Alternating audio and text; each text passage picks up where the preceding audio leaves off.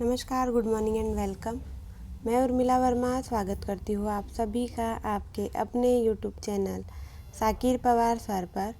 Daily की तरह हम पढ़ते हैं मोस्ट इम्पॉर्टेंट करंट अफेयर के वन लाइनर फैक्ट्स और उसके इम्पॉर्टेंट एमसीक्यूज़ का डिस्क्रिप्शन।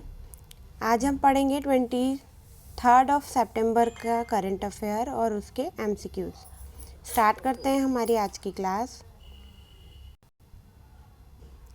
फर्स्ट क्वेश्चन है आपका, एयर मार्शल वी.आर. चौधरी किस भारतीय सेना के नए प्रमुख नियुक्त किए गए हैं? तो जो भी नई नियुक्तियां होती हैं यहाँ से डायरेक्ट एग्जाम में क्वेश्चन पूछे जाते हैं। वायुसेना के उप प्रमुख एयर मार्शल वी.आर. चौधरी को हाल ही में केंद्र सरकार ने भारतीय वायुसेना का नया प्रमुख नियुक्त किया है। ठीक है, तो जो एयर मार्शल वी.आर. चौधरी हैं इन्हें केंद्र सरकार ने क्या किया है, भारतीय वायुसेना का नया प्रमुख नियुक्त किया है। वे 30 सितंबर को निवर्तमान वायुसेना प्रमुख RKS भदौरिया की सेवानिवृत्ति के बाद पदभार ग्रहण करेंगे। ठीक है, तो RK भदौरिया की सेवानिवृत्ति के बाद अभी आपके वायुसेना के उप प्रमुख एयर मार्शल वी.आर. चौधरी हाल ही में केंद्र सरकार ने इन्हें भारतीय वायुसेना का नया प्रमुख नियुक्त किया है। मोस्ट इम्पॉर्टेंट क्वेश्चन हो जाता है, आपको फैक्ट याद होना चाहिए। नेक्स्ट है, हाल ही में किसने घोषणा की है कि मेडिकल आपात स्थिति के लिए एशिया की पहली हाइब्रिड फ्लाइंग कार का उपयोग किया जाएगा? तो ज्योतिरादित्य सिंधिया ने, भारत सरकार के नागरिक उड्डयन मंत्री ज्योतिरादित्य सिंधिया ने हाल ही में एशिया की पहली हाइब्रिड फ्लाइंग कार के अवधारणा मॉडल की समीक्षा की और घोषणा की है कि मेडिकल आपात स्थिति के लिए एशिया की पहली हाइब्रिड फ्लाइंग कार का उपयोग यहाँ पर किया जाएगा। ठीक है, नेक्स्ट क्वेश्चन की बात कर लेते हैं। 23 सितंबर को विश्व भर में कौन सा दिवस मनाया जाता है? तो यहाँ पर 23 सितंबर को अंतर्राष्ट्रीय सांकेतिक भाषा दिवस के रूप में क्या किया जाता है, सेलिब्रेट किया जाता है। विश्व में जो लोग सुन या बोल नहीं सकते, उनके हाथों, चेहरे और शरीर के हाव भाव से बातचीत की भाषा को क्या कहा जाता है, सांकेतिक भाषा कहा जाता है। ठीक है, यानी कि साइन लैंग्वेज भी इसे हम बोल सकते हैं। पहली बार यह दिवस 2018 में सेलिब्रेट किया गया था। तब से अभी तक 23 सितंबर को सांकेतिक भाषा दिवस हम मनाते आ रहे हैं। ठीक है, नेक्स्ट क्वेश्चन है आपका, पुदुचेरी में ईडन और किस राज्य के कोवलम समुद्र तट को अंतर्राष्ट्रीय ब्लू फ्लैग प्रमाणन से सम्मानित किया गया है?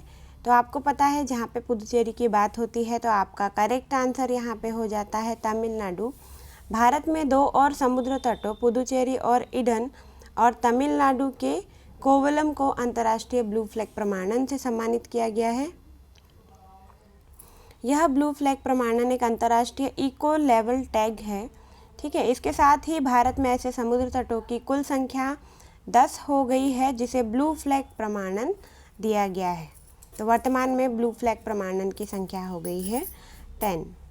ठीक है, जिसमें से एक तमिलनाडु का केवलन है और एक जो है आपका पुदुचेरी में ईटन है। ये दोनों यहाँ पर अवेलेबल हैं।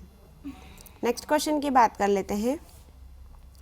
केंद्रीय वाणिज्य व उद्योग मंत्री का नाम बताइए जिन्होंने हाल ही में निवेशकों और व्यवसायों के लिए राष्ट्रीय एकल खिड़की प्रणाली लॉन्च की है।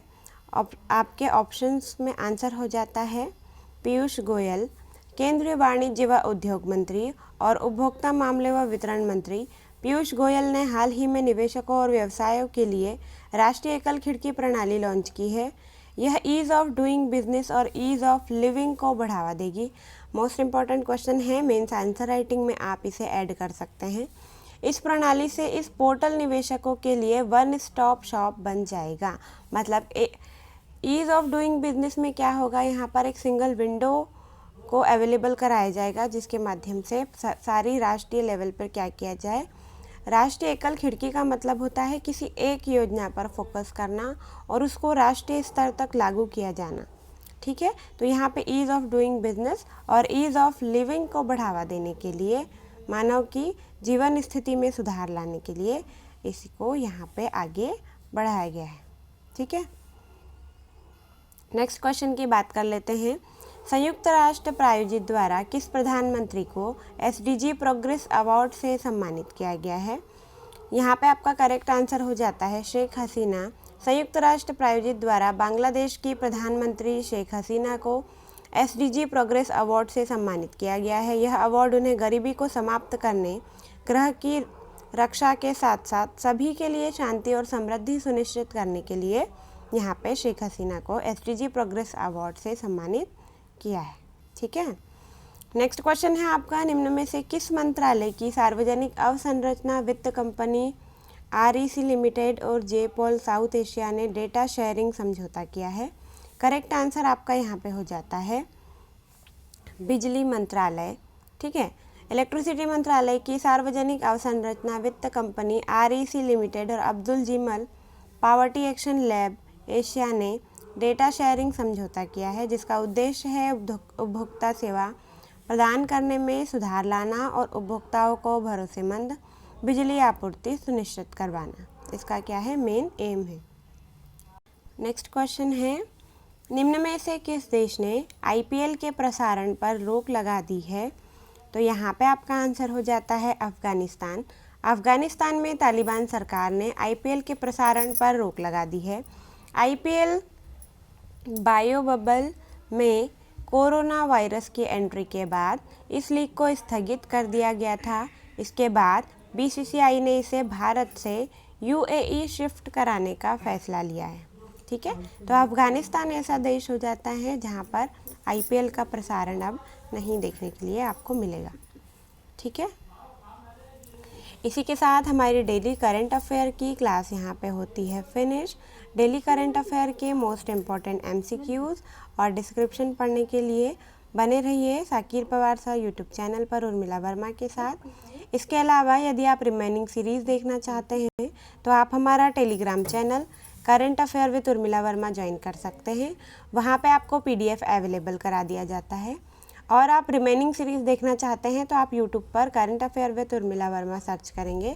वहाँ पे भी आपको MP पुलिस और वनडे एग्ज़ाम्स लेवल के जितना भी करंट अफेयर्स है वहाँ पर जो भी MCQs अवेलेबल हैं मोस्ट इम्पॉर्टेंट, वो आपको वहाँ पे लेक्चर्स के फॉर्म में डेट वाइज अवेलेबल हो जाएंगे, तो आप वहाँ से भी इसे देख सकते हैं। ज़्यादा से ज़्यादा शेयर एंड सब्सक्राइब कीजिए और बने रहिए उर्मिला वर्मा के साथ डेली करंट अफेयर की क्लासेस में। Thank you for watching, thank you for your support.